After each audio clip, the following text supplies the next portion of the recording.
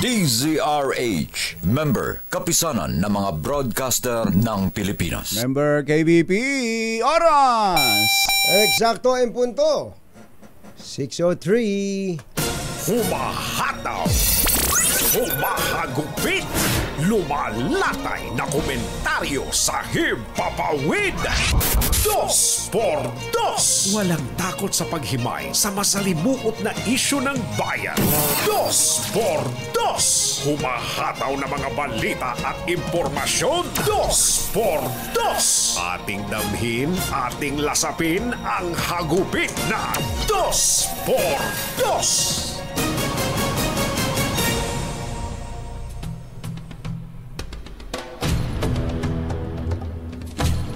Ipinagutos ni PNP Chief General Romel Marbil sa CIDG na muling buksan ang kaso ng pagpatay kay PCSO Board Secretary Retired General Wesley Barayuga noong 2020. Kasunod ito ng pagbubunyag ng whistleblower na si Police Lieutenant Colonel Santi Mendoza sa House Quad Committee na diretsahang nagtuturo kina dating PCSO General Manager Royina Garma at NAPOLCOM Commissioner Colonel Edelberto Leonardo bilang mga utak sa krimen. Sa pagdinig ng Quadcom noong Biyernes, idinitalya ni Mendoza kung paano pinadali ni Garma ang kanyang special mission sa pamamagitan ng pagbibigay ng kinakailangang impormasyon. Kabilang ang kanyang schedule ng biktima, detalye ng sasakyan, at ang kailangang pondo para ito'y maisakatuparan. Iginiit ni General Marbil na ang ibinunyag ni Coronel Mendoza ay nangangailangan ng full investigation, lalo pangat napakaseryoso ng aligasyon laban kina Garma at Leonardo. Isyu ng bayan, isyu ng bayan. 2 por 2. Pag maitim ang balak, magtago ka na. 2 por 2. Si Jerry at si Anthony, narito na. 2 por 2. Hahataw ng todo, urado ka. 2 por 2. Ang katotohanan, dala nila. 2 por 2. Walang sinasamba pali, maniwala ka. 2 por 2. Hahataw ng gusto, tol, umasa ka. 2 por 2. 2 por 2.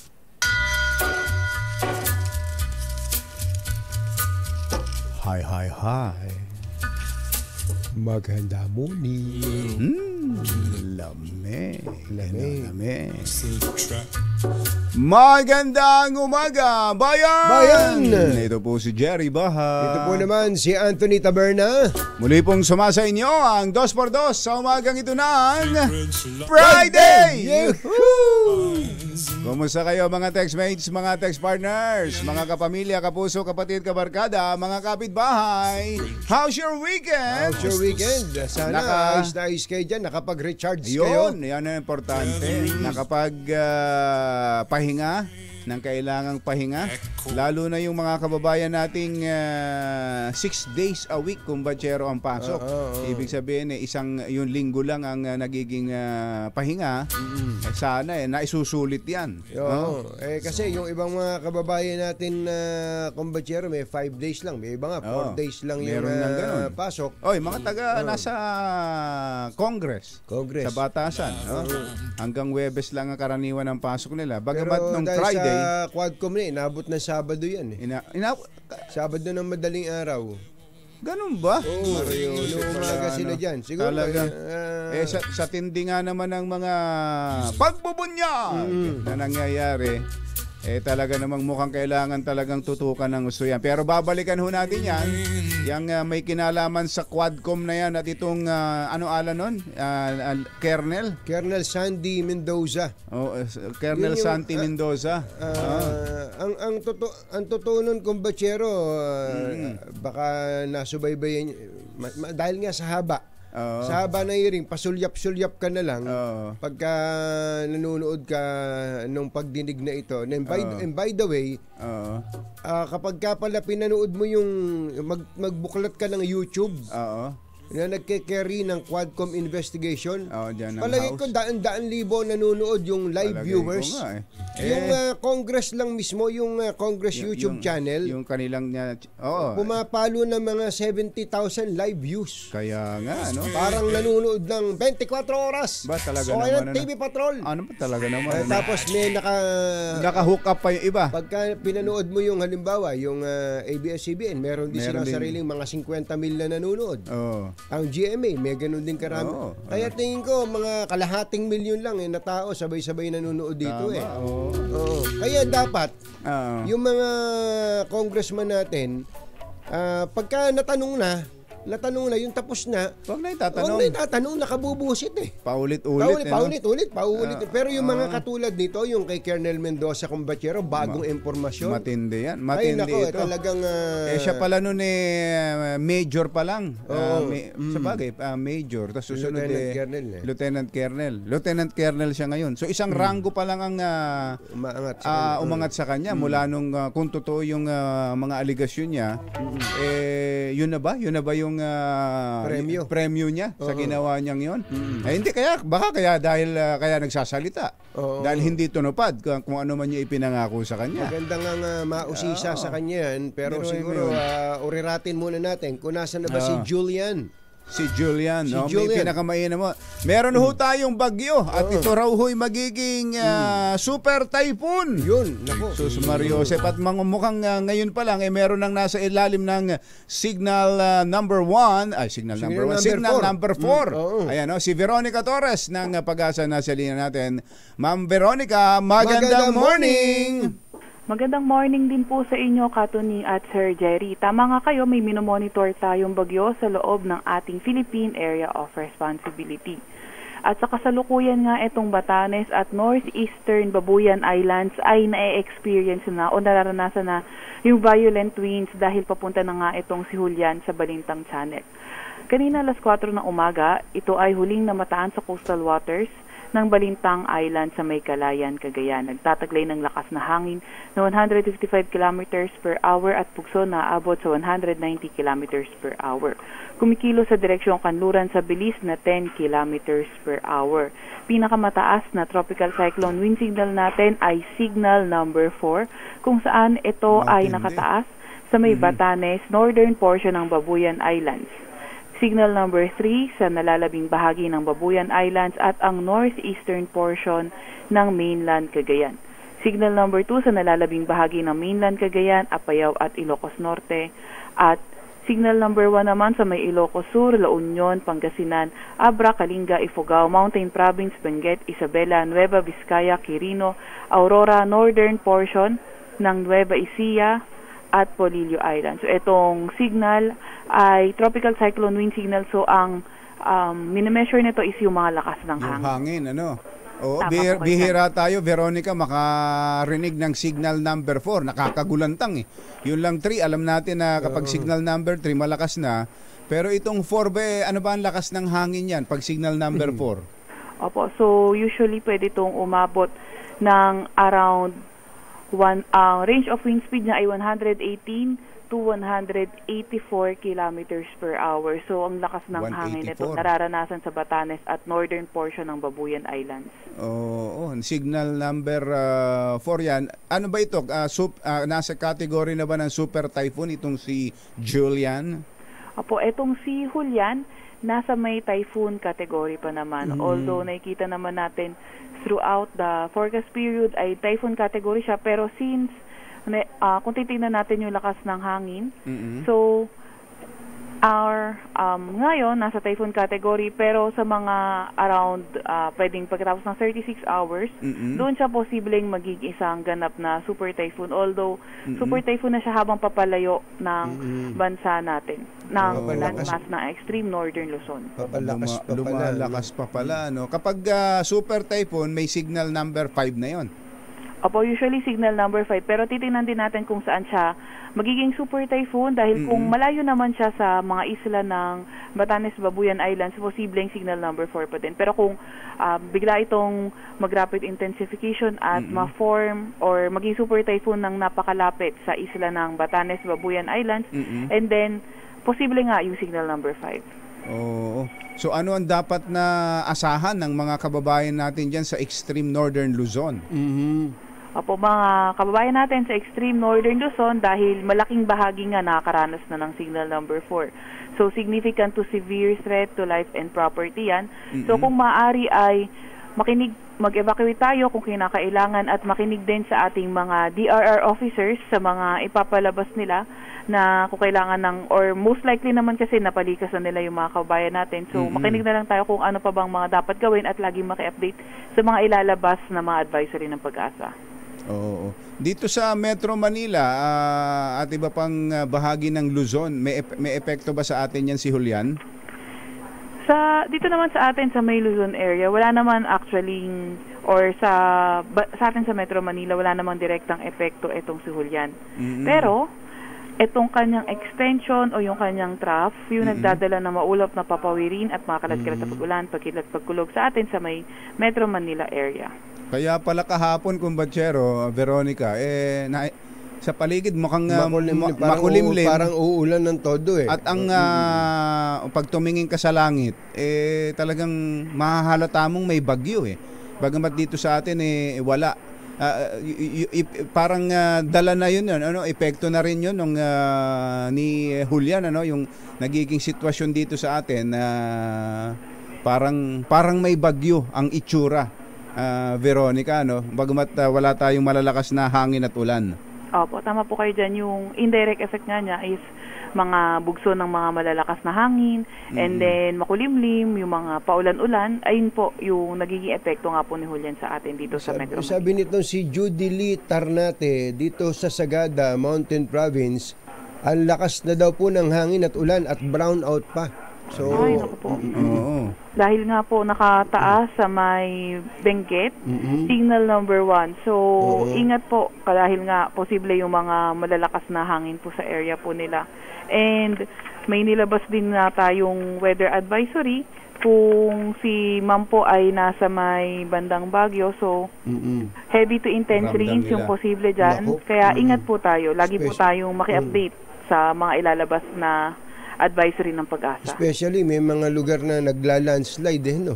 Yun nga po, kung pinapalikas po tayo ng ating mga DRR officers, lumikas na po tayo minsan kasi kahit hindi malakas yung ulan, ayaw pang nag-hesitate pang lumikas yung mga kababayan natin. Pero mas maganda na pong safe po tayo. Inaalam natin lagi sa kung anong klase ng bagyo itong mga dumadaan sa atin. Minsan mahangin lang minsan malakas lang ang hangin, minsan malakas naman ang ulan, walang hangin.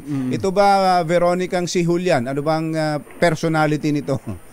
Etong si Julian, although nung mga nakaraang araw, hindi pa ganun kalakas yung mga signal ng ulan, pero habang lumapit kasi ito, simula kahapon and then hanggang ngayon, since lumalapit siya, nagdadala na rin ito.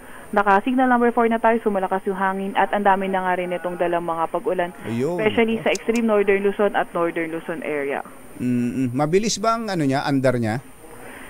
Noong mga nakaraan, may kabagalan, nag 15 kilometers per hour, 10 kilometers, at kumikilos ng mabagal. At ngayon naman ay 10 kilometers per hour siya. Mabagal lang, 10 kph. Sana naman miskierda na kagad to. Huwag nang mag-standby pa dyan sa Northern Luzon. Veronica, salamat po sa inyo. At hingi kami ng mga update sa inyo. Pag may mga urgent, andito lang po kami sa DZRH. Salamat. Maraming salamat po. Tawag lang po kayo. Veronica Torres ng Pag-asa. Mga kumbatsero ng Katunying, Jerry Dos. Oras po natin. Achi, Mr. Jalamtang, Lakyam Chapchithun, 6:17 ng umaga. ACS Balita, susunod na. Ng sikat na tagapagbalita, ACS Balita. Kasama ang 2x2 tandem Anthony Taberna at Jerry Baha. ACS Balita. Ang programang ito ay hatid sa inyo ng ACS Manufacturing Corporation, ISO certified, maker of world-class quality Pride detergent. Araw ng Lunes at 30 ng Setyembre 2024. Narito na po ang ulo ng ating ACS Balita. PCCI pinangalanan ang mga finalists sa Most Business-Friendly LGU Award sa Metro Manila. 19 na bilanggo sa Quezon City nakakuha ng diploma sa kolehiyo. Oil price increase nakaamba bukas. 6 na magkakamag-anak kabilang ang 2 bata at buntis nasawi sa sunog sa Tondo, Maynila. At 2 patay nang sumalpok ang sinasakyang motorsiklo sa isang jeep sa Quezon. Magandang umaga Luzon, Visayas, Mindanao. Good morning Philippines! Hello world! Kami po ang inyong mga tagapaghatid balita. Ito po si Anthony Taberna. Ito po si Jerry Baha. At ito ang ACS Balita. Sa detalye ng ating mga balita, pinangalanan na ng PCCI ang top 5 finalists mula sa Metro Manila para sa 2024 Most Business-Friendly LGU. Ang mga finalist ay pinili matapos ang masusing pag-aaral sa pamamagitan ng evaluation process. Ang top 5 na nanguna sa 1A category ay ang mga sumusunod na lungsod: Marikina, Navotas, Pasig, Taguig at Quezon City. Ayon sa PCCI o Philippine Chamber of Commerce and Industry, ang mga finalist ay pinili batay sa kanilang exemplary performance sa pagpapaunlad ng kapaligiran para sa business growth, pagtataguyod ng pagbabago at pagpapanatili ng economic development sa kanilang mga lokalidad. Congratulations! Samantala, 19 na persons deprived of liberty o PDL sa Quezon City Jail Female Dormitory ang nakatapos at nakakuha ng Bachelor of Science in Entrepreneurship degree. Ang mga PDL ay mga scholar ng Quezon City University, bahagi ng programa ng LGU na No Woman Left Behind o Walang Babaeng Maiiwan. Sa FB post ng Quezon City LGU, bukod sa 2-year course at may alok din silang Adult Basic Education, High School Equivalency at Creative and Recreational Programs na bahagi daw po ng mga programang pang-edukasyon para sa mga bilanggo. Kasama sa programa ang pagbibigay ng oportunidad para sa mga PDL tulad ng livelihood, aftercare services, mother and child care at healthcare services. Congratulations! Yun! Alas 6:23 ang ating oras. Maya pa ba kay Kongan mga kabalen? Gising na ba kayo? Iniimbestigahan na ng Presidential Anti-Organized Crime Commission ang aligasyon na espiya ng China si dating Bamban Tarlac Mayor Alice Guo. Ayon kay PAOK Executive Director Gilbert Cruz, kailangan muna ang verifikasyon ng mga ebidensya na nag-uugnay kay Guo bilang Chinese spy. Magkikipag-ugnayan umano ang PAOK sa Armed Forces of the Philippines at sa mga counterpart sa ibang bansa kaugnay ng seryosong aligasyon. Pag-amin ni Cruz, ilan sa mga dokumento na iniugnay kay Guo ngayon ay ngayon lang niya nakita. Una rito, lumutang sa pagdinig ng Quad Committee ng Kamara noong Biyernes ang isang documentary video ng Al Jazeera kung saan ay inamin ng self-confessed Chinese spy na si Xie Zhejiang. Sino? Xie Zhejiang na siya at si Guo ay espiya na handang ialay ang buhay para sa China. Matindi pala, ano? Hindi. Leng. Parang pelikula, no? Parang pelikula. Yun nga yung binabanggit ko kung Bachero. Minsan hindi ko tuloy napigil na kahit ako'y maraming ginagawa. Nag-live ako sa YouTube. Sabi ko, dahil inuusisa ni Congressman Chino Almario ng Davao Oriental, si Alice Guo tungkol dun sa Al Jazeera documentary. Eh di syempre, lahat naman na itatanong ni Chino Almario kay Alice Guo. Alangan naman aminin na amin. Sinabi ni Al Jazeera, ito, totoo ba? Oo. Alangan naman aminin na Alice Guo yun. Ang sa akin lang, kumbachero, kung naniniwala pala si Congressman Chino Almario sa Al Jazeera, edi ipasok na lang into the records. So, wag mo na. Paulit-ulit yung tanong, nanay mo ba si Lee Wenyi? Pinanganak ka ba sa paulit-ulit. Ang tagal na nun. Paulit-ulit. Ang tagal ng tanong yun. Oo, nabubusit na. Parang hanggang ngayon, dala mo pa yung kabuisitan. Nabubusit talaga ako. Nakabubusit. Mabuti na lang pala, hindi ko pinanood. Buti na lang. Hindi, nabubusit ako, kumbachero, kasi para bagang kabubukas lang ng TV nitong mga taong ito. Kapogi pa naman itong si Congressman na Chino Almario. Lalaki pala. Palagay ko kamag-anak ni Mayo, kamukha ni Mayo Baka anak niya. Baka taga Davao Oriental Oo. Sabi ko, pambira itong mga taong to. Hindi pa ba nila nalalaman na ang tawag na nga niya kay Alice Go go whopping. Alam na pala niya katotohanan, ba tinatanong pa niya, ikaw ba si Juan? Totoo ba sinabi ni Shen Chanchon? Sabi ko, itong mga taon to, sarap pa.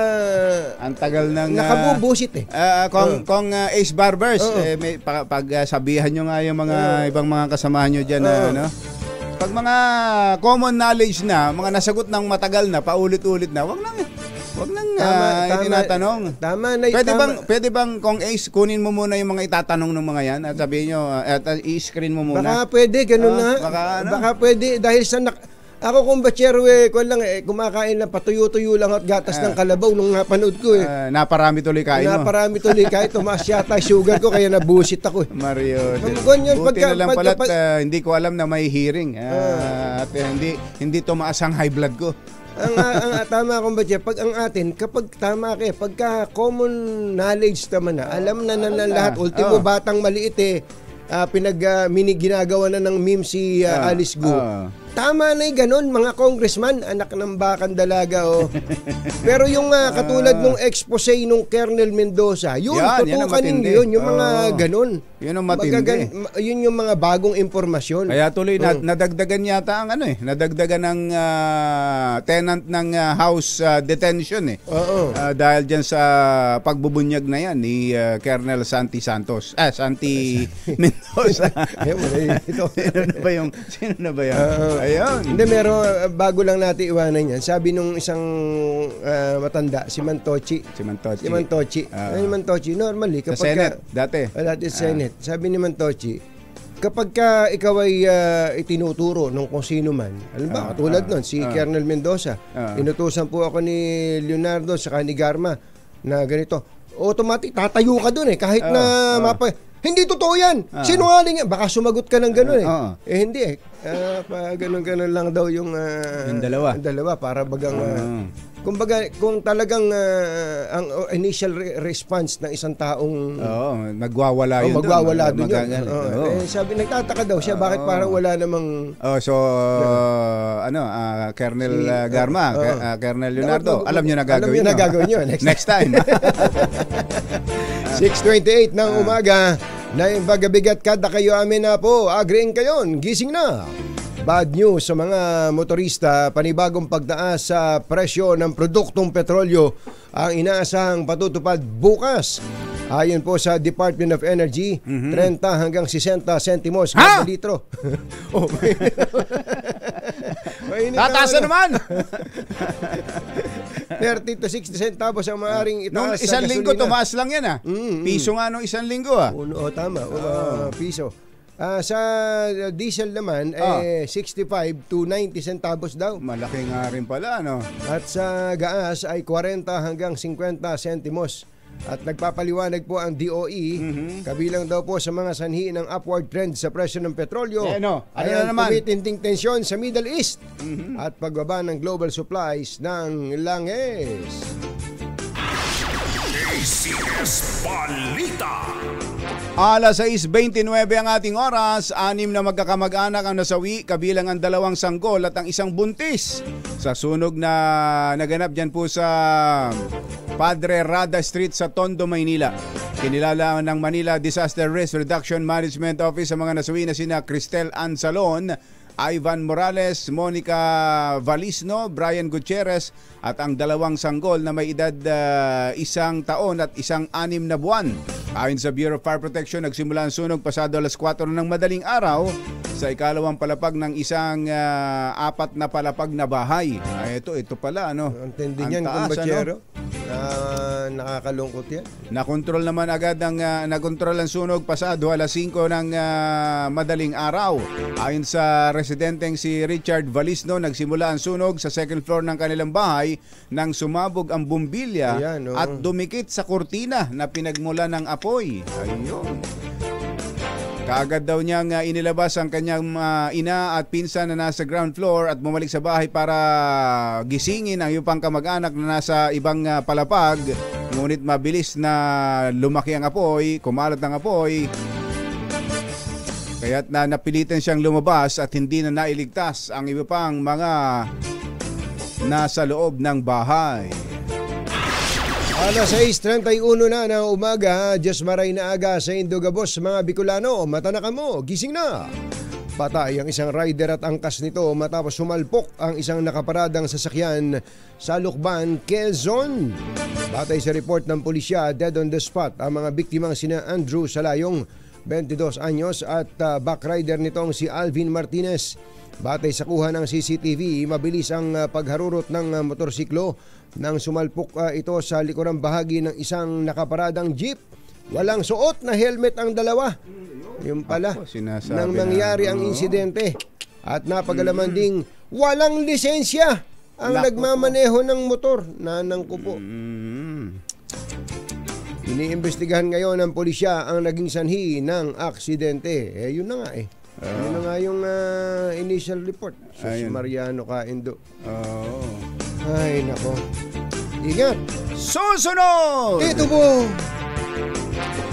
Meron nga bang, ano daw ba ang say ng DOTR? Haharangin ba nila ang pagtataas ng singil sa Ninoy Aquino International Airport? Haharangin ba nila yan? Haharangin ba nila yan? Yan at iba pang mga nagbabagang balita sa pagpapatuloy ng CS Balita. Sa mga kababayan pala natin dyan sa Grace Park sa Caloocan, dyan sa Barangay 111. 111. Andyan ang ating malakas agent na si Sherwin Alvaro. Mamimigay ng limpak-limpak na 1,000 piso, grocery, t-shirt at payong. Ayun ang yung pinaka-importante. Kailangan natin ng payong ngayon. Sa ganitong sitwasyon ng ating panahon. Sandali po lamang, 6:33 ang ating oras. This time check is brought to you by Walang balitang makakaligtas, walang balitang makakalampas, saan mang sulok ng kapuluan. ACS Balita! ACS Balita! Ang programang ito ay hatid sa iyo ng ACS Manufacturing Corporation, ISO Certified, maker ng world-class quality Pride detergent. Hi! Maganda morning. Anong araw today, kumbachero? Today is Laundry Day, Pride Day. Yuhuu! At pag Laundry Day, Pride Day, all you need is Pride washing machine detergent. May triple stain away formula kaya tanggal ang makapit, madikit, malupit na dumit man siya kaya easy ang labada. Kaya pala mula noon hanggang ngayon, all you need is Pride. All you need is Pride. ACS. 2x2, Tandem Anthony Taberna at Jerry Baja. ACS Balita. Antabayanan lang po ang ating mga RH reporters mula po sa area ng Cagayan, Northern Luzon, Northeastern Luzon. Ano? Ayan, yung mga lugar na sinasalanta ng bagyong si Julian. Oo, may mga report na kasi tayo, kumbachero, sa parte ng Cagayan. Matindi raw po ang mga pag-ulan at hangin ngayong oras na ito. At nabanggit na rin ni Veronica Torres ng Pag-asa kanina na dyan daw po sa Benguet kasama sa Baguio ay asahan ng matinding mga pag-ulan ngayong araw na ito. Meron na hong signal number 4 at inaasahang lalakas pa ang bagyo. Hindi naman ito inaasahang mananalasa ng sa malaking bahagi ng bansa. Diyan lang po sa extreme northern Luzon, Yung Batanes. Yan. Batanes. Sa may Babuyan group of islands. Pero yung signal number 4, signal number 5, naku po, nakakatakot yan. Nakakatakot ang hangin dyan eh. Kaya yung mga malalapit dyan sa lugar na yan, ingat-ingat po sa ating mga kababayan. Samantala, nanawagan si Makati Mayor Abby Binay para sa agarang revision ng mga outdated laws o lumang batas upang palakasin ang mga local government units sa bansa. Binigyan din ni Binay na ang legislative reforms ay critical sa pagbibigay ng kapangyarihan sa mga local chief executive at sa pagpapahusay ng pamamahala sa grassroots level. Tinukoy ng alkalde ang Local Government Code of 1991 na isang halimbawa ng batas na nangangailangan na ng agarang revision. Es Mario Josep, 1991 pa nga pala naman ito. Ayon kay ayon kay Mayor Abby, ang kodigo ng lokal na pamahalaan ay nagsilbi sa layunin nito nang ito'y maisabatas. Ngunit pagkatapos ng mahigit 3 dekada ay hindi na ito nakakatugon sa mga pangangailangan ng mga local government units. Oo nga naman, Talagay ko yung mga outdated na mga batas, dapat talagang repasuhin yon. Kailangan natin ng better laws. Better laws. Sino nagsabi? Si Abby Better. Abby Better. Abby Better. Abby Better. Samantala, nagpakawala po ng tubig ang Ambuklaw at Binga Dam sa Benguet Province dahil sa patuloy na pag-akyat ng level ng tubig dala ng walang tigil na mga pag-ulan. Ayon sa Pag-asa Hydrology Division, isang gate sa Ambuklaw Dam sa bayan ng Bukod ang binuksan matapos magkaroon ng outflow na 33 centimeters. Sa Itogon, Benguet naman, isang gate din ng Binga Dam ang binuksan dahil sa taas ng tubig na papalapit na sa spilling level. O ito yung sinasabi nating paghandaan. Pagka po yung mga dams na ito ay nagpapakawala na ng tubig, specifically ito pong Ambuklaw at Binga Dam, asahan yung nasa baba. Kailangan pong yung mga ilog-ilog diyan, maaapaw yan. Lalo kung silted yung mga ilog diyan, kumbatsero. Ganoon naman ang sitwasyon na natin. Samantala, ipinagtanggol ng Department of Transportation ang nakaambang taas singil sa Ninoy Aquino International Airport kasunod ng rehabilitasyon at privatization ng paliparan. Ayon kay DOTR Undersecretary Bobby Lim, simula ng taong 2000 ay hindi na nagbago ang rate sa NAIA sa kabila ng pagtaas ng inflation. Ibig sabihin ay 24 na taon nang hindi nagbabago ng airport fee ang NAIA. Tiniyak din ng opisyal na dumaan ito sa public hearings, maraming discussion and consultations bago ito inaprobahan ng DOTR. ACS Balita. Alas 6:42 na ng umaga, maayong aga, mga pinalangga, bugtaw na kamo, gising na. Kumpiyansa ang isang grupo ng magsasaka na magiging epektibo ang implementasyon ng Anti-Agricultural Economic Sabotage Law. Sinabi ni Sinag President Rosendo Son na bukod sa mas may ngipin na ang bagong batas, maganda rin na mismo ang Pangulong Ferdinand Marcos ang mamumuno sa task force na magpapatupad nito. Ayon pa kay So, mas matututukan din ang mga paglabag sa batas na may kaugnayan sa agrikultura dahil maraming ahensya ang bubuo sa itatatag na council kabilang ang DA, DOF, DOTR, DTI, DILG at ang magpo-prosecute ang DOJ. Bababa na sa pwesto ngayong araw si dating Labor Secretary Silvestre Bello III bilang chairman ng MECO o ng Manila Economic and Cultural Office. Ayon kay Bello, magkakaroon sila ng regular meeting ng MECO Board upang tugunan ang desire letter ni Pangulong Bongbong Marcos na inilabas nitong noong September 5 matapos panumpain si Secretary Cesar Chavez bilang kalihim ng Presidential Communications Office. Sa naturang liham, si Bello ay papalitan ni dating PCO Secretary Cheloy Garafil. Nagpasalamat naman ang Federation of Filipino Communities ng Taiwan kay Bello sa epektibo nitong pamumuno at tiwala ng komunidad na kanyang nabuo. Itinanggi ni Senador Ronald Bato de la Rosa ang alegasyon na dumalo siya sa courtesy call ng mga pulis kay dating Pangulong Rodrigo Duterte noong 2016 bago ang pagpatay sa 3 drug convicts na Chinese noong Agosto ng kaparehong taon. Kaugnay ito sa akusasyon ni House Committee on Public Accounts Representative Joseph Stephen Paduano sa pagkapatuloy ng investigasyon ng Quad Committee ng Kamara ukol sa Duterte War on Drugs. Ayon kay De La Rosa, malinaw sa recorded video ng pagdinig na dinidiin talaga siya ni Paduano. Si Paduano yung pinaka nanggigigil din kay Bato, no? Kahit na itinatanggi ito ng lahat ng resource persons.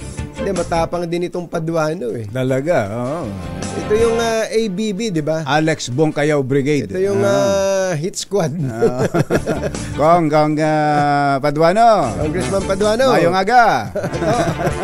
Mayong aga to.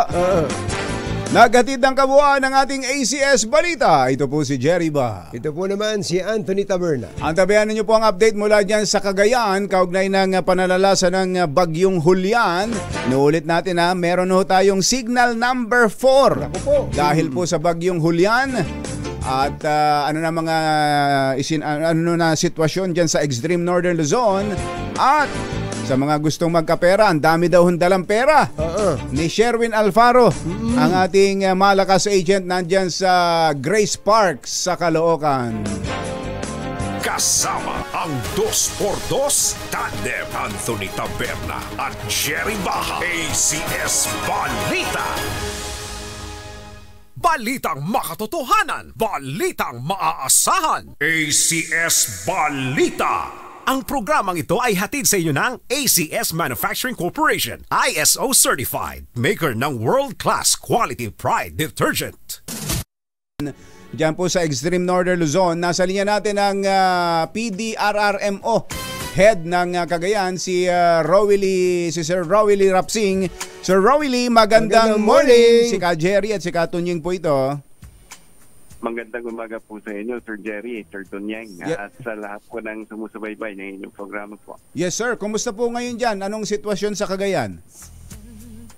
Sir, magdamag kaming nakakaranas ng light to moderate rains dito mula pa kahapon ng tanghali sa southern portion po ng lalawigan natin sa Cagayan. Ang northern portion naman po natin ay nakakaranas mula kahapon ng tanghali ng moderate to heavy rains, somehow wala pa naman pong reported flooding or reported na rain-induced landslide. Ang reports pa lang natin so far nakukuha sa mga MDR maunas natin, yung evacuation ng Santa Praxedes and Gataran, which are highly susceptible to rain-induced landslide ng municipality. All roads and bridges passable pa po. Okay pa naman. And in place naman po lahat ng M3 mo natin, lahat ng quick response stations natin sa province. Naka-preposition lahat ng food and non-food items natin sa dalawang warehouse po natin, sub-capital and capital. Ang provincial engineering fleet natin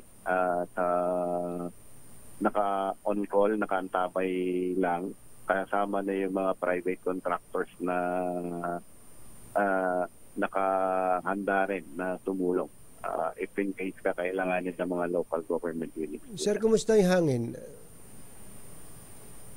So far dito sa southern portion Sir Tunying, wala kaming nararamdamang hangin. Yung light to moderate rains lang. Although nilagay kami sa tropical cyclone wind signal number 3 na ngayon. Number 3 na pala kayo. Ang buong Cagayan po yung number 3. Buong Cagayan po yung number 3. Yes sir, yes sir. Although doon sa northern portion nakakaramdam sila ng gusty wind, pero hindi ganong kalakas naman ang report sa atin ng mga MDR modes. So at least nag-preemptive evacuation na pa sila kung batsero. Meron ho, yung mga gano'ng karami ang kinailangang ilikas kaagad, Sir Rowil? Dito sa dalawang municipality na nag-report po ng kanilang evacuation, sir, less than 200 individuals lang po. 200 individuals lang naman pala, no? So far, okay pa naman. Wala po ba kayong inaasahang mga pagbaha dyan, especially, teka, yung mga dam dyan sa bandang Isabela, Cagayan, apektado ba kayo dyan? Nung mga... Yes, sir. Lahat po ng binabagsak na ulan dito sa Region 2, kami po ang sumasalo, Sir Tunying. At nag-abiso na nga ang Niyamaris sa Magat Dam na magbubukas sila ng isang spillway gate nitong tanghali. At in 5 hours, dadating yung tubig na yan dito sa Cagayan po. Gaano daw kadaming tubig ang kanilang pakakawalan? Ang volume, ang cubic meters per second na sinasabi po ng Magat is around 26 cubic meters per second po. Marami ho ba yun? Malaking volume na ho ba yun? Medyo po. Medyo. So one spillway gate lang naman po ang bubuksan pa lang. Nasa level pa yung Magat Dam. At kung tumaas ng tumaas, lumakas yung kailangan nilang pawalan na tubig, ano hong mga partikular na bayan ang inaasahan kaagad na maapektuhan? Well, katulad nung naranasan natin noong 2020, sir, dito sa District 3, Tugigaraw, Peña Blanca, Enriles, Solana, Amulong. These are highly susceptible to flooding. At yung municipality ng Alcala sa District 1 naman. And as for District 2, iba naman ang river system niya. Yung Abulog-Pamplona River system naman ang aapaw doon. Opo, okay. Sir Willie, salamat sa update. Thank you. Ingat po kayo. Mag-iingat po kayo at ang ating mga kababayan dyan sa Cagayan. Maraming salamat din po sa inyo at sa lahat ng inyong taga-subaybay. Si Willie Rapsing, ang head ng Cagayan PD Ara Remo. Jerry Anthony Taberna sa DZRH. 5 minuto na lang, alas 7 na. Number 1. Katonying at Ka-Jerry Anthony Taberna, Jerry Baha, ang samahang pinatibay na ng panahon. 2x2.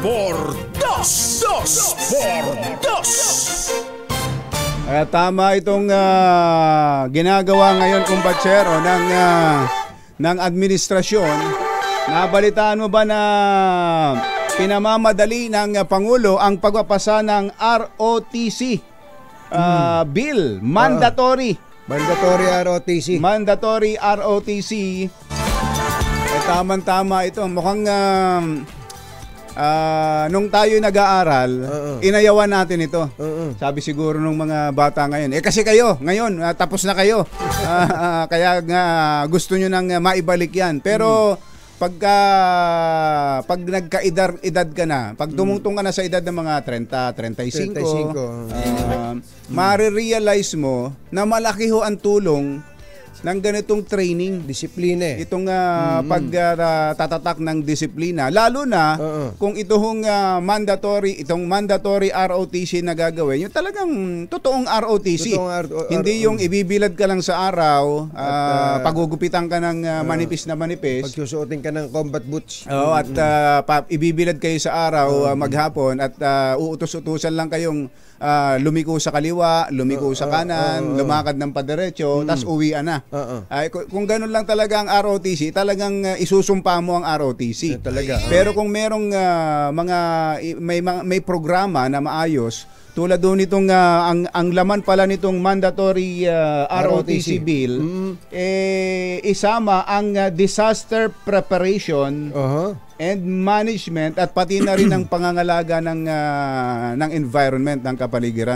Yan ang isa sa pinakamalaking problema ng bayan natin ngayon. Problema na natin yung mga politiko, pero problemang matindi to. Yung disaster, kapag itong climate change mismo.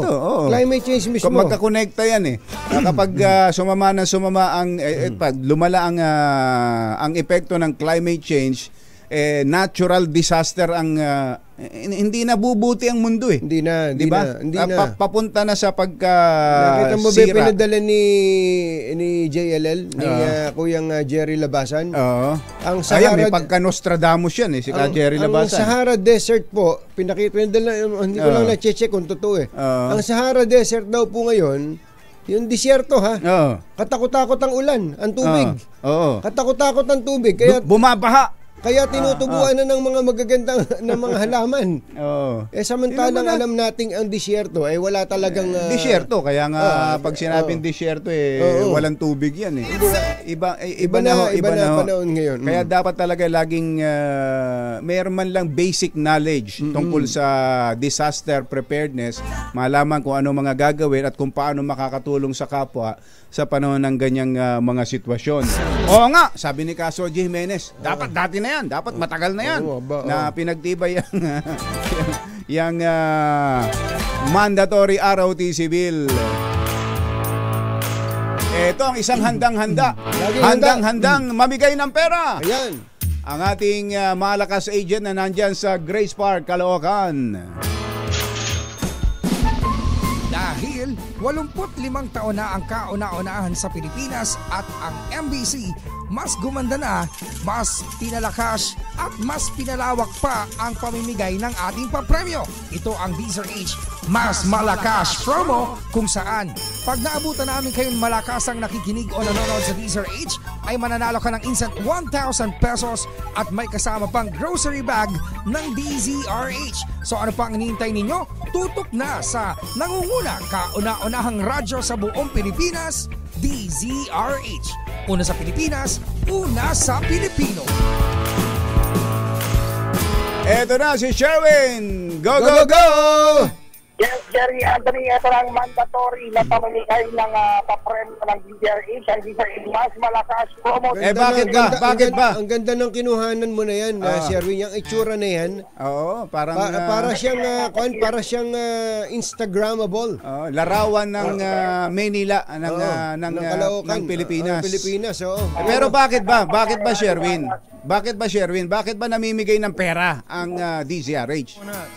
Dahil papasalamat sa atin yan for making us number one sa region Canta and Mega Manila number one po.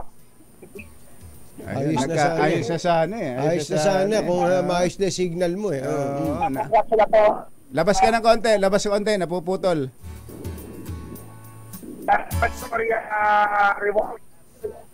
Nako, sumama ang linya. Instagrammable pa naman yung picture.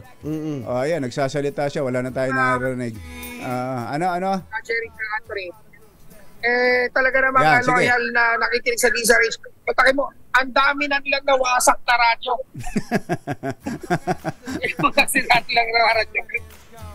Sira nilang radyo. Pero ngayon, mukhang yung radyo nila may problema na rin, nakahiga na. Oo. Transistor radio. Dito sa bilihan ng mga anik-anik. Meron sila dito mga Gucci na belt bag. May mga tas yung mga guwante sa krimen. Magaganda ha. Yung mga guwante sa krimen ginagamit ito sa mga Korean novela. Para original ha. O kaya wala silang mga fingerprints sa mga Korean novela pala. Dahil ang gamit nila guwante sa krimen yan doon. Tawag dyan. Pero eto na, huli natin si ate pangalawa. Si Paila de Belen, kapatid ni Janice. Ayan, kapatid ni Janice. Hindi anak Hindi anak ni Janice. Palagi ka nakikatune sa DZRH. Walang audio. Nakaradyo na. Ano lang? Banding nyo tuwing umaga. Ayun, yun yung nanay niya nasa likod ng LSC. Kayo po pang kapitana. Parang may yung pang barto. Yan. Palagi ka nakatune in. At sino paborito mong announcer tuwing umaga? Puputol. Meron Jerry Baha. Dos por dos, meron ka 1,000 pesos. At syempre, meron ka rin grocery bag mula sa DZRH. Yan ha. At meron ka rin DZRH merchandise umbrella. Yan, ano masasabi mo? Ayun. Maraming salamat Pag yung si ate nagsasalita ng 1,000 pesos, pwede kayo tumutok sa Deezer H. Baka kayo nasa dating winner sa Deezer H Mas Malacash promo. RH number 6, Sherwin Battle Faro Deezer H. Una sa Pilipinas, una sa Pilipino. Thank you! Ay, Joseph Toto Mendoza, magandang morning. At kay Dean Jaime Ibanez. Balitang bagong-bago, balitang dapat alam mo, balitang magdadagdag ng talino dahil bagong impormasyon, makibalita, unang-una sa DZRH.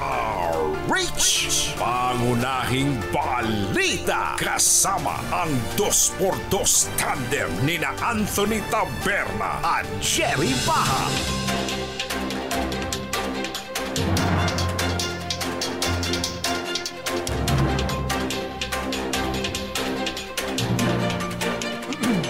Araw ng Lunes at 30 ng Setyembre 2024. Narito na po ang ulo ng ating mga pangunahing balita. Bagyong Julian posibleng umakyat sa Super Typhoon. Signal number 4 nakataas sa Batanes at northern portion ng Babuyan Island.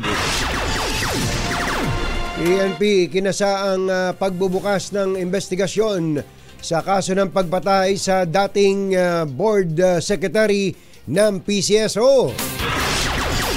Pangulong Bongbong Marcos pinamamadali ang pagpapatibay sa mandatory ROTC bill. Alice Go pumalag sa alegasyong espia siya ng China sa Pilipinas. Vice President Sara Duterte nagpatato kay Apo Wang-ud kahit sinabihan ng nanay na huwag nang dagdagan ang kanyang mga tato. 10 milyong pisong halaga ng shabu nasabat sa Matnog Port ng Sorsogon. Magandang umaga Luzon, Visayas, Mindanao. Good morning Philippines! Hello world! Kami po ang inyong mga tagapaghatid balita. Ito po si Anthony Taberna. Ito po si Jerry Baha. At ito ang Pangunahing balita. Detalye ng mga balita sa aming pagbabalik. Alas 7:09 ang ating oras. This time check is brought to you by ACS Manufacturing Corporation, ISO certified, maker of world-class quality Pride detergent. Champion Super Clean. Iniutos ni PNP Chief General Romel Marbil ang muling pagbubukas sa kaso ng pagpatay kay PCSO Board Secretary Wesley Barayuga noong 2020. Ayon kay Marbil, naudyok siya na muling buksan ang kaso ni Barayuga matapos ang lumabas na testimonya sa pagdinig ng House Quadcom na nagsasangkot sa ilang mambabatas o sa ilang matataas na opisyal ng pamahalaan. Isiniwalat ni Police Lieutenant Colonel Santi Mendoza. Ito pala yung video, may video palang ipinakita, ano? Nung mangyari, ayan, no? Quadcom. Sa likod pala, sa gawing siya din ang driver eh. Solo niya eh. Tinira galing sa right side yung nakamotorsiklo mula sa salamin sa likod.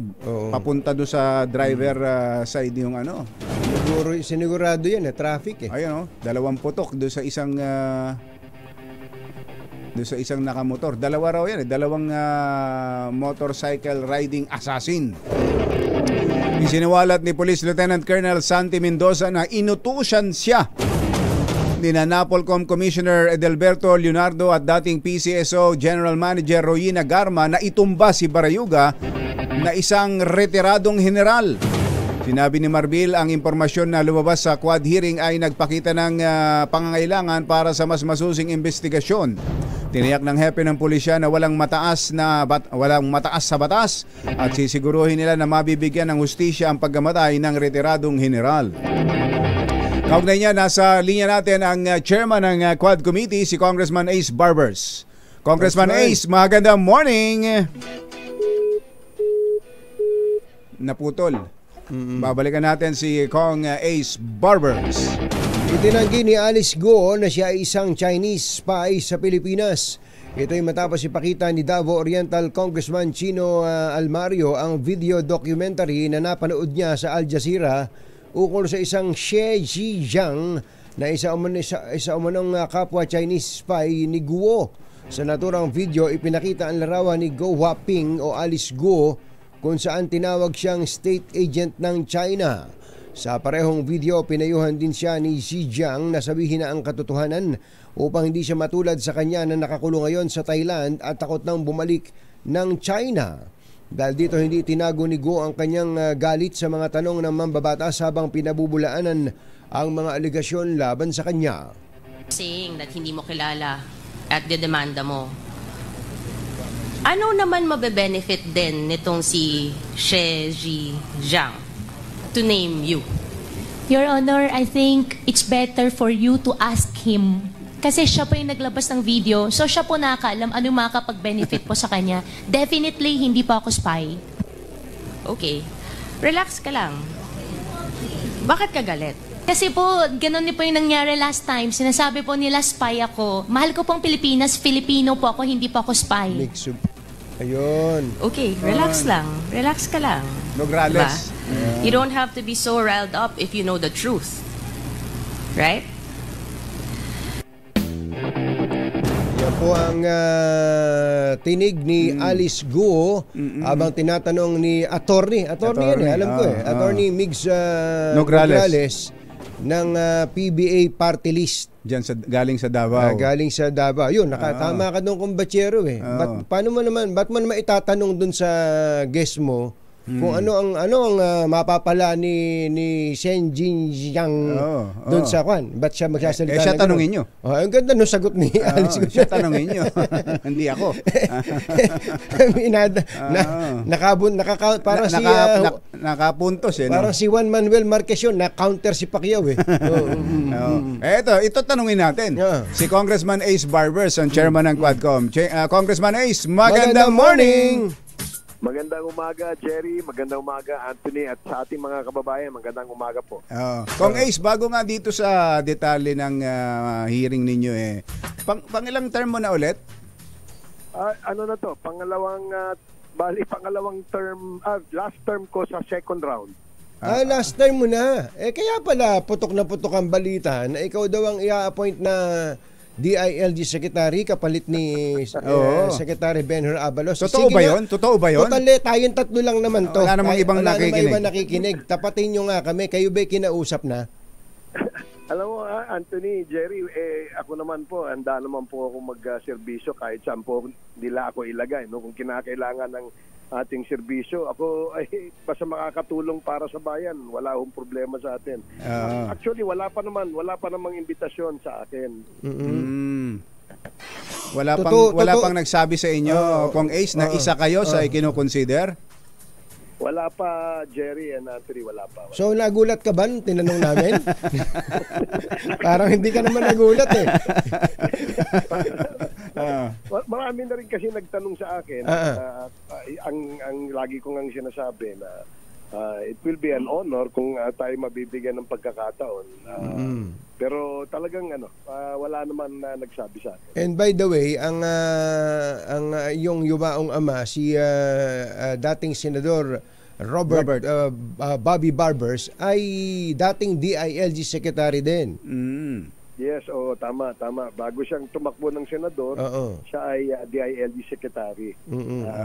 Parehong-pareho, Kong Ace, naalala ko pa to eh. Merong isang press con, may Friday press con dyan sa Mesulu Hotel eh. Tinanong namin, congressman pa lang si yung tatay nun eh. Kung kayo po ba'y i-appoint ni Pangulong Ramos na maging secretary ng DILG, tatanggapin nyo? Ako naman handa ring magsilbi kung saan tayo ilalagay na kung saan tayo makakatulong. Parehong-pareho sagot ninyo eh. Parehong-pareho, naalala ko pa eh. Isang pribilehiyo kasi yung tawagin ka ng ating Pangulo para gawin isang katiwala sa mga ahensya na kanyang nasa ilalim ng kanyang opisina. Kaya ganun din ang aking masasabi kapag tayo na-imbita. Handa din naman po tayo tumulong. Hindi po dahil sa isang tao, kundi para po sa bayan. Yun, ayos. Mga sagot. Okay, puntahan natin dito itong Quadcom. Hindi ka ba nagulat, Kong Ace, dito sa biglang pagsulpot na ito ni Lieutenant Colonel Santi Mendoza? At paano ba ito napunta sa Quadcom hearing? Okay, kagaya ng ibang mga witnesses na iniharap namin sa Quadcom, Anthony, Jerry, no? Isa sa mga requirements na hinihingi talaga namin, dahil marami po sila, di ba, nababanggit ko nung una na napakadami po na gusto magsalita. Ito po yung dinivet ng aming team, no? Meron po kaming legal team at isa sa mga requirements ng legal team sa kanila, kung sila ay gusto magsalita, dapat mag-execute sila ng isang affidavit o yung sinumpaang salaysay. So kapag ito ay na-comply, tinitingnan nila kung tama po ba ang kanilang sasabihin at ito ba ay nasa loob nung mga topic o yung subject na aming tinatalakay dito sa Quadcom. So ito, kagaya ni Santi, no, siya ay lumapit, siya ay nagsabi na hirapan na raw po siya sa kanyang kalagayan, siya ay nakukonsensya rin at nanganganib siya na baka siya ay mamatay o masakta ng kanyang pamilya, kaya humingi siya ng tulong sa Quadcom. Siya nagkusa, Kong Ace, yes. Siya mismo personal na nagkusa at siya ang paano so lumiham ba, tumawag ba sa Quad Committee? Pumunta po siya sa opisina at lumapit po siya doon sa aming opisina, na dala siya ng isang kaibigan din na taga Laguna, na kaibigan din ni Congressman Dan Fernandez. Yun nga, doon nagumpisa. Lumapit siya, gusto niyang humingi ng tulong. Nung una kasi, nung hindi namin pinapansin, dahil parang nung una ayaw pa niyang magsabi ng anong kinalaman dahil takot siya na alam niya na kapag siya ay meron admission against self-interest kasi tama. Kaya nung bandang huli nung naisip niya na siguro kinakailangan dahil nga daw sa kanya nakukonsensya siya, naglakas loob na siya at sinabi niya na lahat ng katotohanan. Kaya nung sinabi niya sa amin yan, una namin ginawa ay sinabihan namin siya, kinakailangan mo magbigay ng isang sinumpaang salaysay para dyan ang aming basihan na hindi ka pinilit, hindi ka namin pinressure, hindi ka namin nakot para ikay magsalita. So nakukonsensya siya, yun ang sinabi niya. Hindi kaya, Kong Ace, dahil lang sa hindi natupad yung mga ipinangako sa kanya. Biruin nyo, 2019, nung sinimulang planuhin yung pagpatay, major na siya noon, hanggang ngayon lieutenant colonel pa rin siya. Yung promotion man lang, 'di ba? Isa 'yun sa ipinangako sa kanya, yung pag-angat niya sa yung kanyang career. Ayon sa kanya, no, nung sinabihan siya ni Colonel Leonardo na merong ganyang klaseng operation at kailangan dahil ito ay involved, ang tao ay involved doon sa droga, sa war on drugs, naisip niya kaagad na i-verify kung sino yung taong ito. Nung nakita niya kung sino ito, isang dating general sa PNP at isang malaking tao sa loob ng PCSO na sinabihan siya na merong involvement sa droga, medyo natakot daw siya at sinabi niya na bakit to, pwede hubang i-verify ko muna. Kung sinabi sa kanya na wag mo nang i-verify kasi na-verify na yan, gawin mo na ang plano, naisip naman po daw niya na kapag siya itumanggi, baka siya naman daw ang maipit at baka ang pamilya naman niya ang masaktan. Kaya sumunod na lang siya dahil upper class daw niya yung nag-utos. Kaya wala ho siyang magagawa, sabi niya. Upper class at kilalang mga malalapit sa dating Pangulo. Administrasyon. Yes, that's correct. Nung nagbibitaw ng ganyang mga mabibigat na aligasyon si Colonel Santi, tiningnan niyo ho ba kung anong naging reaksyon ng dalawa? Si Colonel Eduardo saka si Colonel Garma, si GM Garma? Kitang-kita sa kanilang reaksyon nung nagsasalita si Colonel Santi Mendoza na parang gulat, no? Gulat na gulat sila dahil nung pumasok sa loob ng hall itong si Santi Mendoza at yung isang witness din na si Nelson Mariano, parang ikinagulat nung dalawa, si Colonel Garma at saka si Colonel Leonardo, na hindi nila inaasahan na itong mga ito ay magwi-witness. Dahil kung tatandaan mo, Anthony, Jerry, nung pinakilala namin siya, sinabi namin na pinanumunan namin na ano bang nangyari doon kay General Wesley Barayuga doon sa pagkakapatay sa kanya. Meron ba tayong investigasyon dyan? Meron bang ginawang report, no? And nakakapagtaka dahil sa loob ng 4 na taon ay walang report. Pero yung isang Lieutenant Colonel na na-ambush din nung una, si Colonel Barandong ba yun? O Barandog. Nag-initiate kaagad si Garma ng isang investigation na wala namang kinalaman sa PCSO yun. So yun ang pinagtataka ng mga kasama natin. Kaya nung pumasok yung dalawang witnesses ay nagulat si Colonel Garma at saka si Colonel Leonardo. Pero yung pong meron po kasi nagme-message sa atin na tingin ko valid po itong observation na to na kung ganong kabigat ang aligasyon na isang tao na under oath pa, si Colonel Mendoza po yung tinutukoy natin, ang natural daw po niyang magiging reaksyon, sabi nitong nag-message sa akin, tatayo siya at sisigaw siya on top of my voice. Sasabihin ko, sinungaling ka! You are a liar! Pero hindi ba, kahit na mapagalitan ka pa nung Kongreso, gagawin mo ikayo kung ang inaakusa na sa iyo ikaw yung mastermind sa pagpatay ng Kabaro. Hindi ba? Tama. Yun nga ang akala naming magiging reaksyon ng dalawa, pero parang nakita natin na medyo nagulat at medyo cool na cool, no?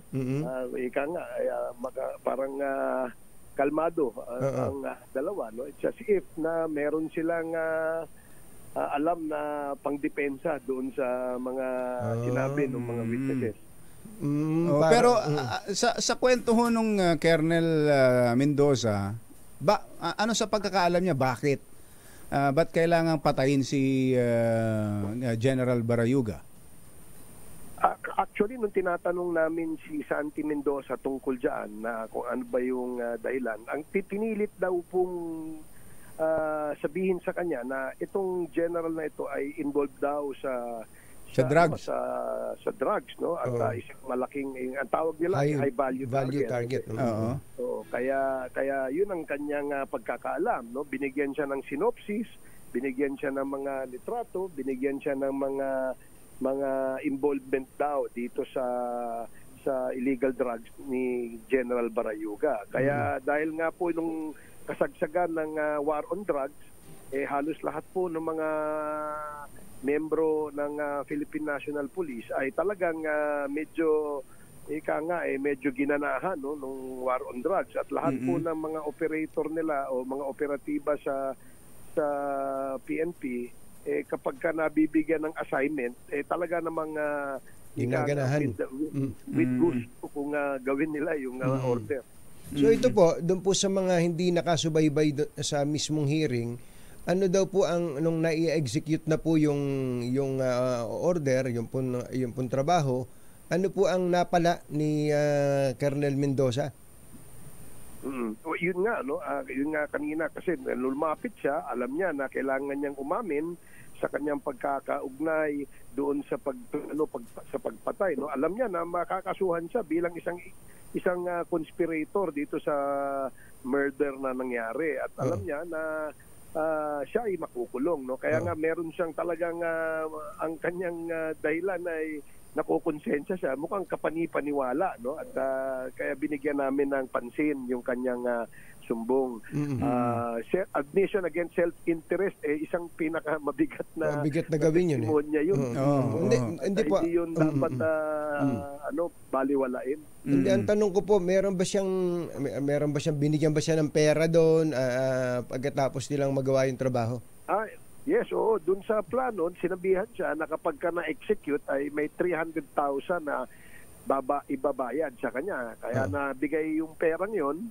Nung binigay yun, kinuhaan nung Nelson ng 60,000 at yung 40,000 binigay kay Colonel Santi Mendoza at yung 200,000 dun sa gunman. Dun sa gunman na mismo. Loloy. Oo.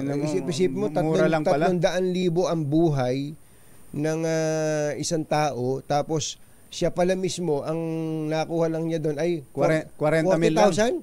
40,000 lang ang nakuha ni Colonel Mendoza, 60,000 doon kay Nelson. Magrereklamo nga ako kung ako rin yan. Tapos hanggang ngayon Lieutenant Elticol pa rin. Elticol. Tapos ano po bang naging status nung kaso ni General Barayuga na yon? Kung lang ba yan naging statistic lang ba siya o naging unsolved case lang? Well, naging unsolved case lang ito. Nung tinatanong namin yung dating chief of police ng Mandaluyong kung saan nangyari ito, sinabi niya meron daw silang SIT pinorma. Yung task force para to investigate yung pagkakapatay kay General Barayuga dun sa lugar, at hindi naman na-establish daw doon sa kanyang investigation na ipinasa sa CIDG na hanggang ngayon ay ongoing ang investigation. Kaya nga ang pamilya ni General Barayuga ay sumulat sa nagpahayag ng kanilang reaksyon dito sa pagkaka-investigate ng Quadcom na kahit daw paano ay nabuksan nabuksan ulit itong murder case kay General Barayuga. Napakahalaga ho yan. Malaking bagay ho talaga yan sa pamilya. Hindi lang doon sa pagkakapatay sa kanya, kundi para malinis din ang pangalan.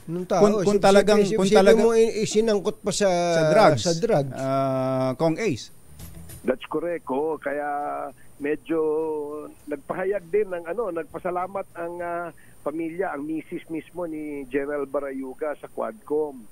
Kaya sabi nga namin na pipilitin po namin na lahat itong aming nakalap na ebidensya at mga testimonya ng mga witnesses, ipapasa ho namin ito sa PNP para patuloy yung kanilang investigation. Pati ho ang PMA Class 83. Nagpapasalamat po sa Quadcom. Pero ito isa lang siya sa nagsalita.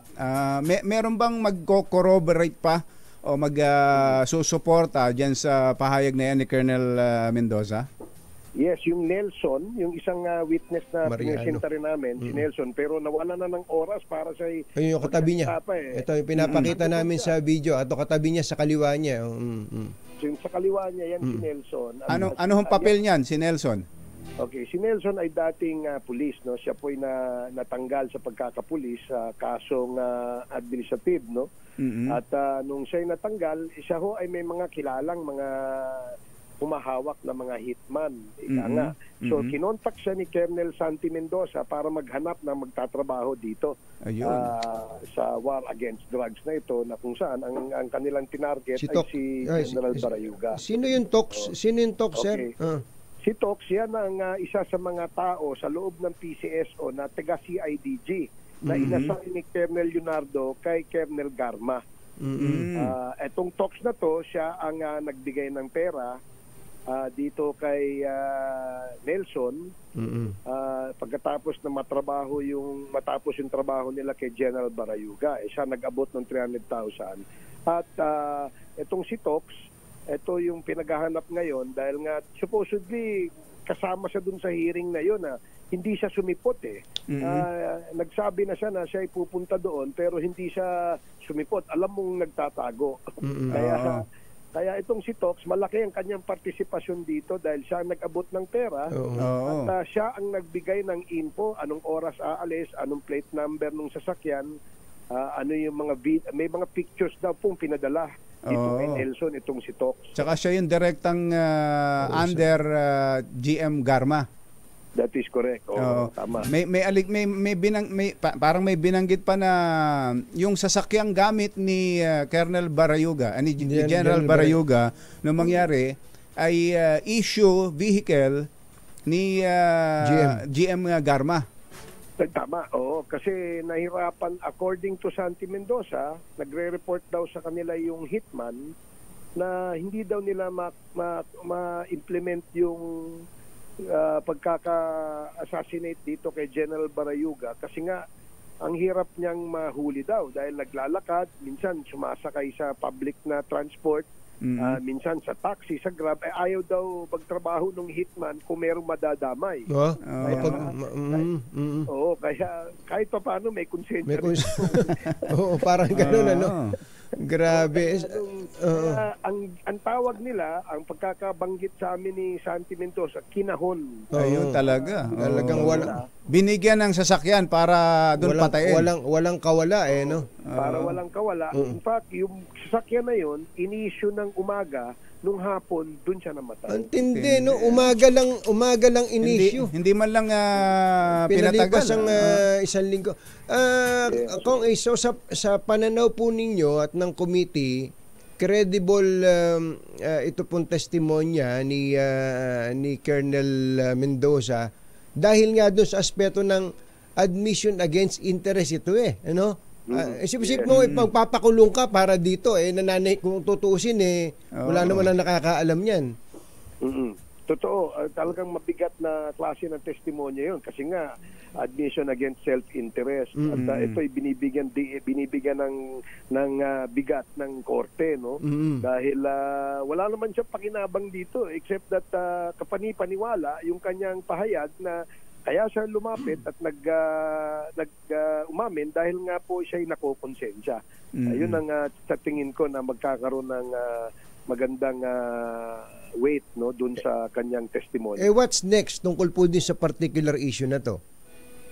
Meron pang Anthony, Jerry, meron pa kaming hinihintay no na isa pang witness no sasabi maaring mag-corroborate dun sa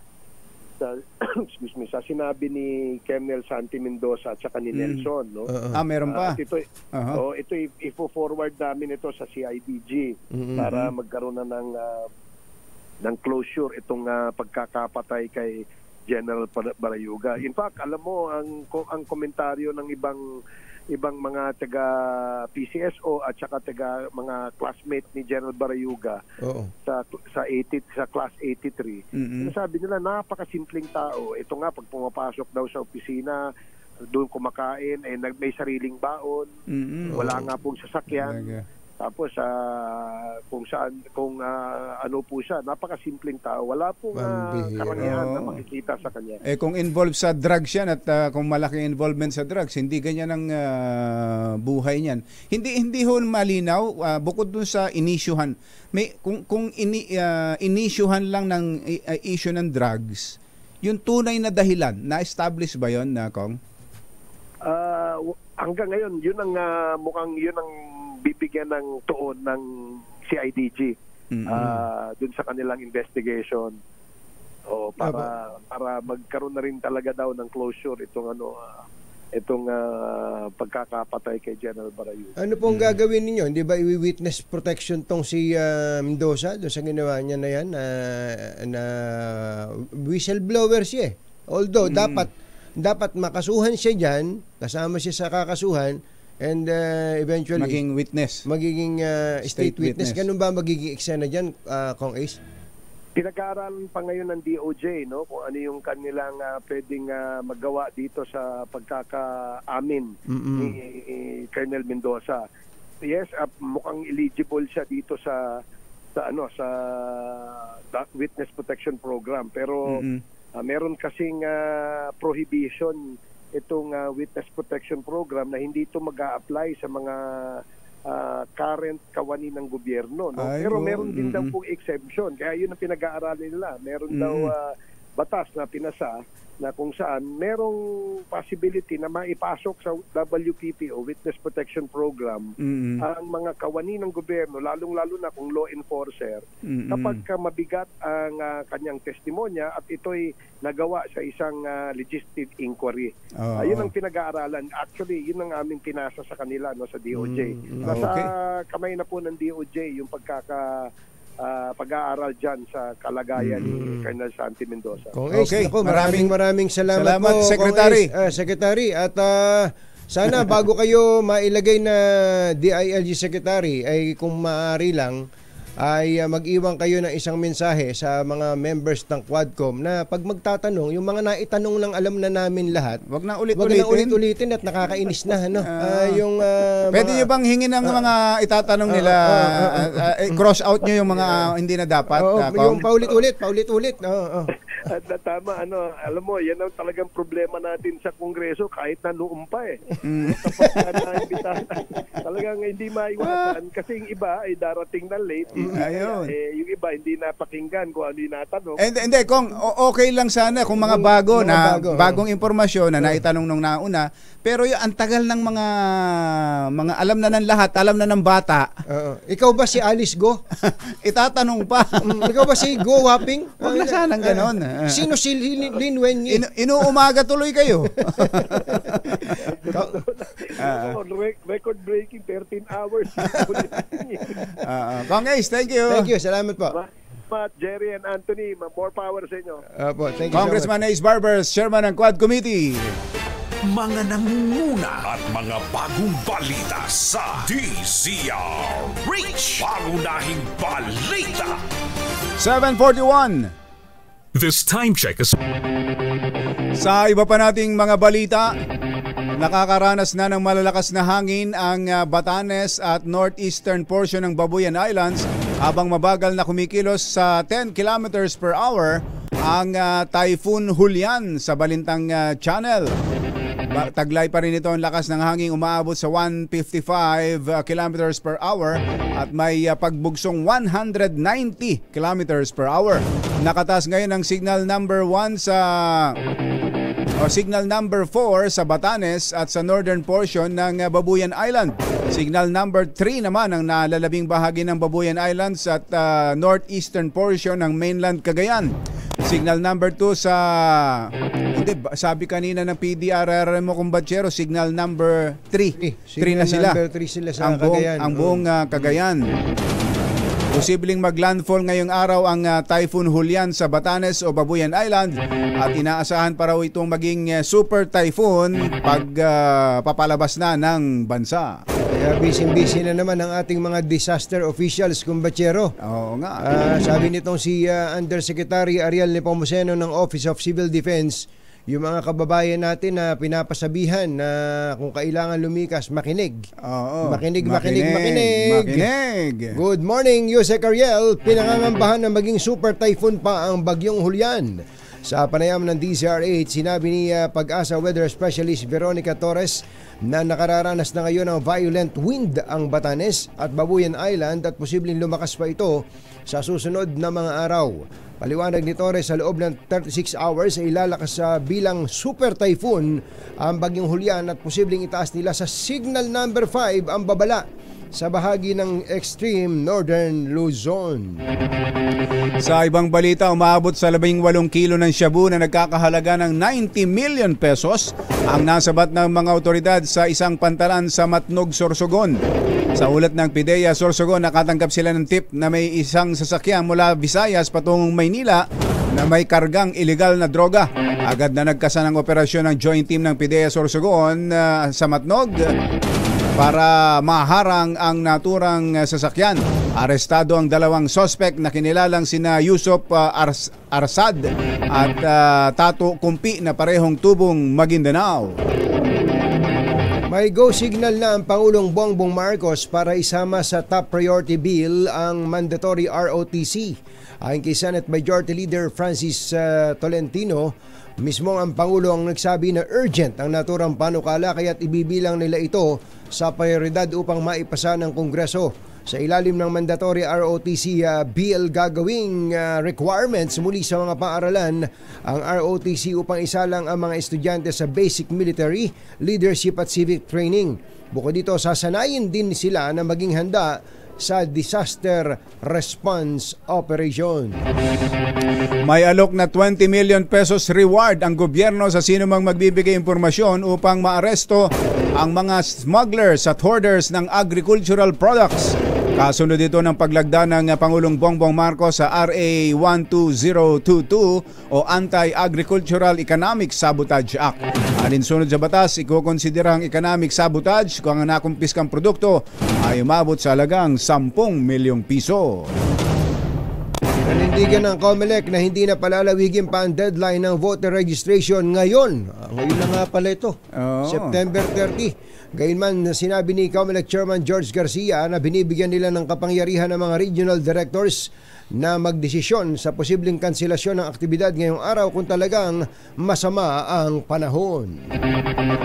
Alas 7:52 ang ating oras, magbabalik pa rin ang mga pangunahing balita.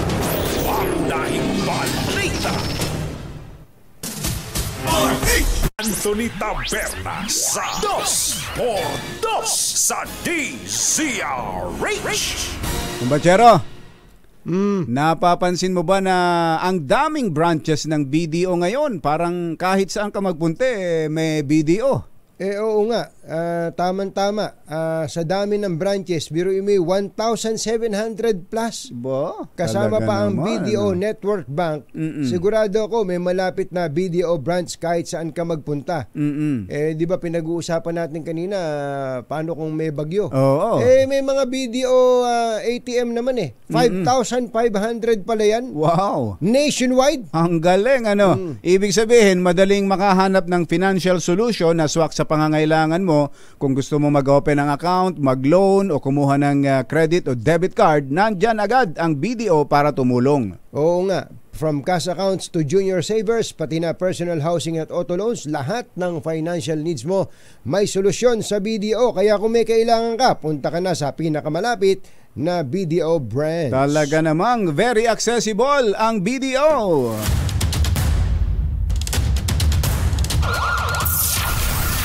Metro Manila ngayon. Busy ngayon ang mga kandidato, kumbachero. At busy rin ang ating mga RH reporters sa mabilisang pasada ng Metro Manila ngayon. Metro Manila ngayon. Unahin natin si RH52 Edniel Parosa. Kami Edniel. Jerry at Anthony, all set na itong COMELEC Regional Office sa Metro Manila na matatagpuan dito sa lungsod ng San Juan. Ipinasilip sa atin ni Giorgio Marcelo sa Office of the Regional Election Director NCR ang mga gagamiting kwarto, tarpaulin at iba pang materyales para sa paghahain ng kandidatura ang mga susubok na maupo sa higit sa 30 congressional seats ng rehiyon. Dito kasi nakatakdang i-file ng mga kakandidato sa pagka-congressman ng kanilang COC simula bukas. Isa sa mga pangunahing election site sa Kalakang, Maynila. Matapos basbasan at magamit sa halalang pambarangay noong nakaraang taon. Ito ang unang beses na gagamitin ng tanggapan para sa midterm election. Samantala, sa pangkabuuan sa isang buong bansang senaryo, siniguro ng pambansang pulisyang heightened security para sa filing ng kandidatura simula bukas hanggang sa 8 ng Oktubre. Ito si Edniel Parrosa, nag-uulat para sa DZRH. Una sa Pilipinas, una sa Pilipino. Ang asenso Metro Manila ngayon. Total Metro Manila ngayon. Ang asenso Manileño pala ngayon asenso Manileño ngayon ay ipanroklama na sina Mayor Hani Lacuna at Vice Mayor Yul Servo bilang kanilang official candidate. Exciting dyan sa Maynila, kumbachero. Pero sabi nga ni Mayor Hani Lacuna, mahaba itong tatawirin nila na to pero kailangan sama-sama. Kasi ang mga survey ngayon medyo nadali sila ni Yorme yung biglaang survey, pero alam mo kapag sila sama-sama kayang-kaya, basta saba-saba kaya-kaya. Ayun. Si RH15 Giselle Regaport may report tungkol sa satellite registration ng COMELEC sa Pasay. RH15 Giselle Regaport. Coming Giselle! Sa Jerry Katunying, maagang kinilangan itong satellite registration ng Commission on Elections dito sa may Double Dragon Plaza sa Panulukan ng Makapagal Avenue at EDSA lungsod ng Pasay. May naabutan tayong mahigit 40 katao sa labas nitong satellite registration. Nahabol sila sa uling araw ng pagpaparehistro, transfer, correction at reactivation. Ayon sa ilang nakapanayam natin dito, kanina pa sila mag-aalas sa 1 ng umaga pumila upang hindi maipit sa inaasahang surge ng mga magpaparehistro ngayong araw. Nagsiset up na yung mga tauhan ng COMELEC Pasay sa loob ng mall at ngayong eksakto alas 8 ng umaga, i-accommodate yung mga aplikanteng nakapila dito sa labas. Sa panayam natin sa acting election officer ng Pasay City District 1 na si Willan Drapano, tatagal ng hanggang alas 3 ng hapon ang pagpapregistro, pero pwede raw silang mag-accommodate ng hanggang o ng mga nakapila hanggang 5 p.m. Prioridad sa pagpaparehistro mga senior citizen, persons with disability at yung mga tinatawag na heavily pregnant o yung mga malapit ng mga anak. Pakinggan natin yung bahagi ng ating mga panayam sa isang first-time voter kung sakali at nagpapalipat ng voter registration. Sabi po kasi nila every vote counts, so parang importante na makakabilit po nung gusto na. Register na lang po kayo para maboto niyo po yung kung ano nasa puso.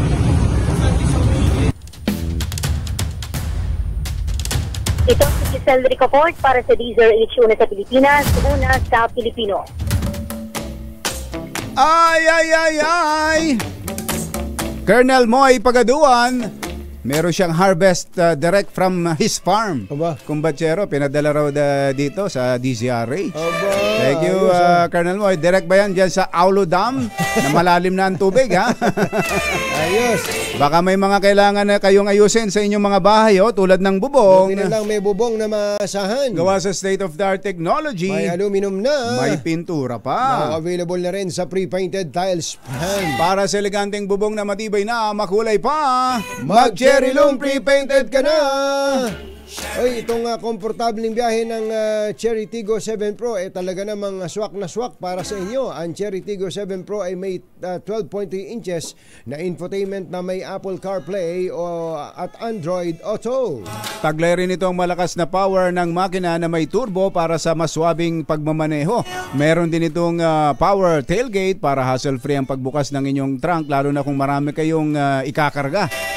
Bukod pa riyan, ipinagmamalaki rin po ng Cherry Tiggo 7 Pro ang taglay nitong 7 inches na full digital instrument panel at panoramic sunroof na bagay sa inyong mga out-of-town road trips. Talaga namang panalo ka sa sasakyang ito, kaya ano pang hinihintay? Subukan at i-test drive ang Cherry Tiggo 7 Pro. Bisitahin ang Cherry dealership na malapit sa inyo. Bilis ng oras. Last day ngayon ng pag-aayos ng ating registration sa COMELEC. Correct. At bukas, simula na ng filing. At baka magkalimutan, araw ng sweldo ngayon. Swell day pala ngayon. Kaya malamang ay kailangan na namang mag-entrego ni Mr. kay Mrs. At mga Mrs., alam nyo na gagawin nyo. Magtipid-tipid. Ayan. At mag-ingat ang ating mga kababayan, lalo na dyan sa extreme northern Luzon. Napakalakas po ng bagyong si Julian. Bye! Happy weekend! Damdaming bayan! Susunod na!